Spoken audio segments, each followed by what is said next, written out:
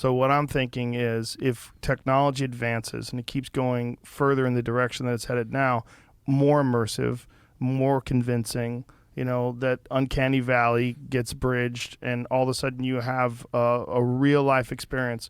Now, whether this is through some sort of Neuralink type deal or some new technology that tricks the mind into actual experiences. I mean, ultimately, isn't that where this is all going to go? Where you're going to be able to have experiences without having them? And that's not to negate the beauty of real experiences or not to say we won't have real experiences anymore.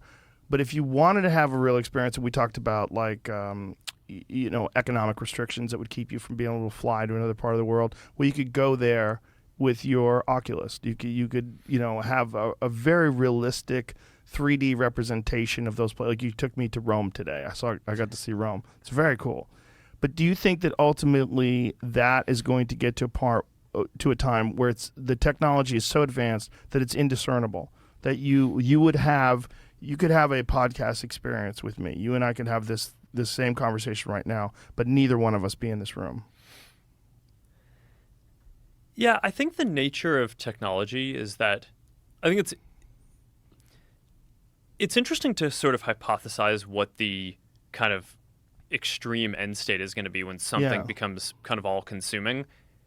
But I think the normal way this stuff plays out is that some things are more easily mimicable or replaceable than others. So we were talking before about, okay, boxing, yeah, you can do that pretty well. Maybe one day we'll get Muay Thai and kicking in. Jiu-Jitsu, that's going to be pretty hard, right? Because you need like all kinds of resistance. So, I mean, I think the way that this progresses is like it'll keep on being able to do more things really well.